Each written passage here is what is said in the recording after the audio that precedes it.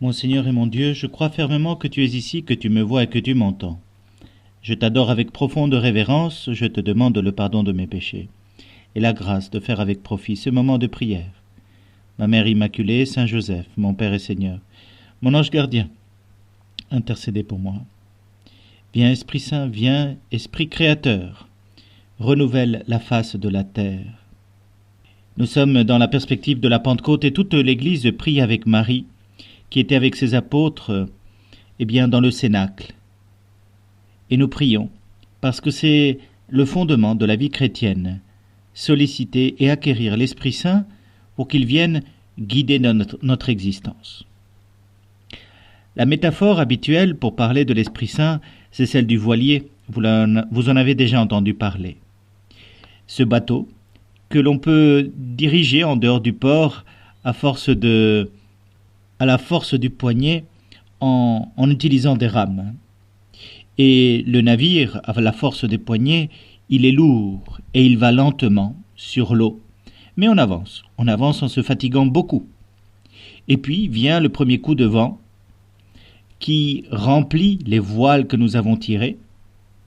Et d'un coup, ce qui paraissait extraordinairement difficile, à savoir tirer le bateau à la force des rames, devient léger, presque aérien. Le bateau s'envole littéralement, survole l'eau et avance en tranchant l'eau de tout son poids.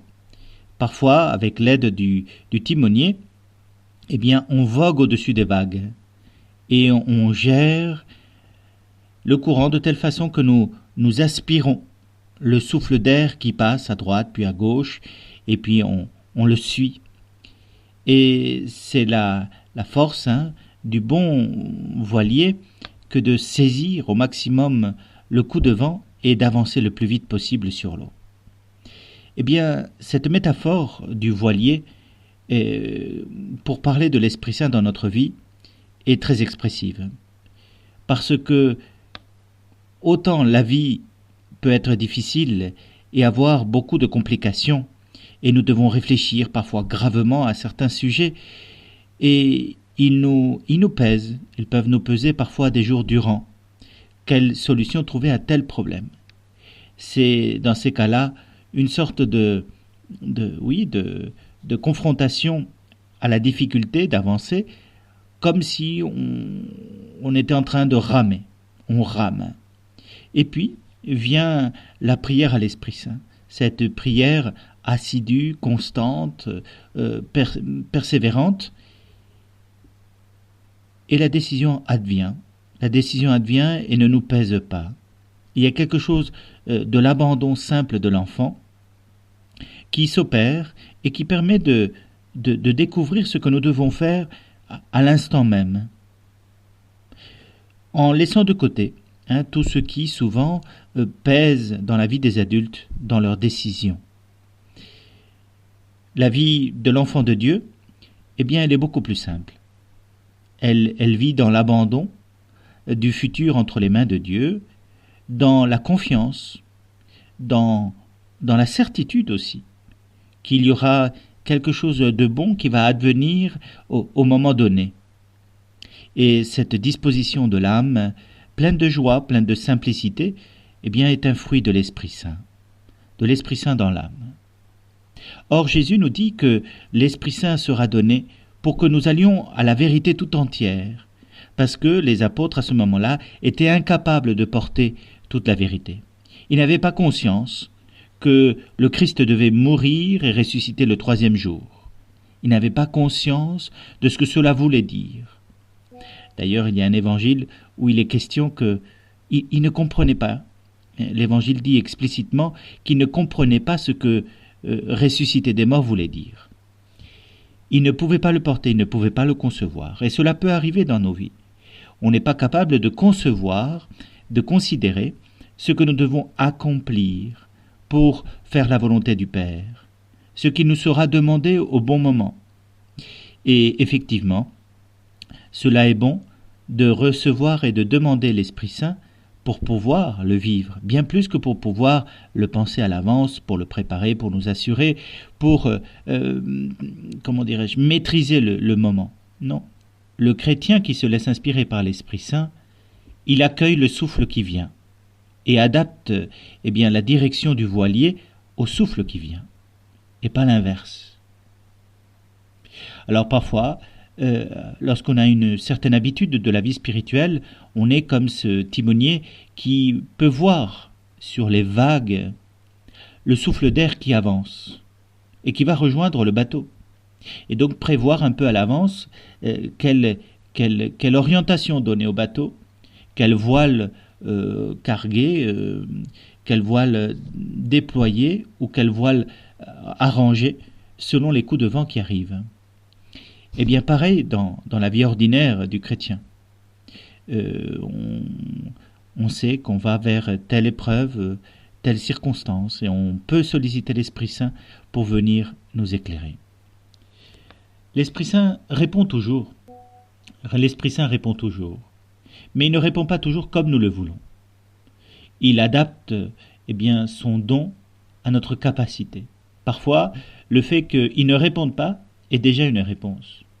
Parce que quand Jésus dit dans l'Évangile « Demandez et vous recevrez », on pense naturellement, comme certains gamins, que Dieu répond à toutes nos prières. Mais ce n'est pas tout à fait ce que Jésus demande. Ce n'est pas tout à fait ce que Jésus dit. Demandez, vous recevrez l'Esprit Saint. Demandez, vous recevrez la présence de Dieu dans votre âme. Demandez, vous recevrez la vie de Dieu. Vous pourrez vivre ce que vous avez à vivre en enfant de Dieu. Et c'est le don le plus parfait. Quand on a le Christ avec nous, tout le reste devient secondaire. Quand on a Dieu avec nous, tout le reste devient secondaire. Ou plutôt, secondaire pouvant paraître trop méprisant, s'ordonne. Tout le reste est ordonné. On apprend et on devine, grâce à l'Esprit Saint, les choses qui sont importantes de celles qui ne le sont pas. Et on relativise, de façon tout à fait saine, tout ce qui est moins important. Voilà pourquoi les âmes bénies de Dieu, elles vivent dans une certaine joie paisible de l'abandon des enfants de Dieu en sa providence. Et cela même à travers des événements considérables, même difficiles, pourquoi ne pas dire même très difficiles. Il est étonnant de constater comment les personnes qui traversent des épreuves importantes sont aussi celles qui peuvent être parfois les plus joyeuses. Je n'ose pas citer des exemples, je ne voudrais pas parler en leur nom, moi qui n'ai pas vécu ce qu'elles vivaient. Pourtant, elles m'en ont témoigné, comment à travers des épreuves considérables, elles n'avaient jamais manqué de l'appui divin qui les aidait à vivre dans la paix et la joie les circonstances traversées. L'Esprit Saint, il faut solliciter l'Esprit Saint. Il faut le demander constamment pour pouvoir demeurer au-dessus des vagues, voyez-vous, pour pouvoir surmonter sur la crête des vagues les confrontations à la vie. Il faut toujours solliciter l'Esprit Saint. Il faut solliciter l'Esprit Saint. Et le solliciter ardemment pour le recevoir, pour lui demander quelque chose de bien précis. Quand tu te sens faible, que tu souhaites être renouvelé intérieurement, sollicite l'Esprit Saint. Tu es aride et tu veux être arrosé, eh bien, sollicite l'Esprit Saint.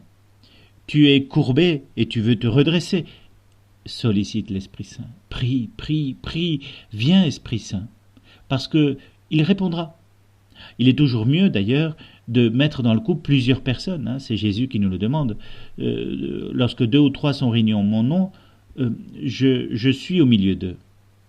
Et pareillement, amen, je vous le dis, si 2 d'entre vous sur la terre se mettent d'accord pour demander quoi que ce soit, ils l'obtiendront de mon Père qui est aux cieux. Matthieu 18, 19. Eh bien, prions ensemble. Prenons le temps de confier une intention de prière à un ami, à un frère dans la foi, à une sœur. Prions ensemble pour que l'Esprit Saint réponde à nos demandes. Et en ce mois de mai, prions, Notre-Dame, pour qu'elle nous apprenne à vivre la prière à l'unisson, en concordance, en syntonie avec toute l'Église, qui va être renouvelée en ce jour de Pentecôte 2023 qui arrive. Prions à l'unisson, pour que le Seigneur nous accorde la grâce de la conversion et de vivre en enfant de Dieu, libre, paisible et joyeux. Mon Seigneur et mon Dieu, je te remercie pour tous les bienfaits que tu m'as accordés pendant ce temps de prière. Accorde-moi la grâce de pouvoir les mettre en pratique. Sainte Marie, notre Mère, Saint Joseph, mon ange gardien, intercédez pour moi.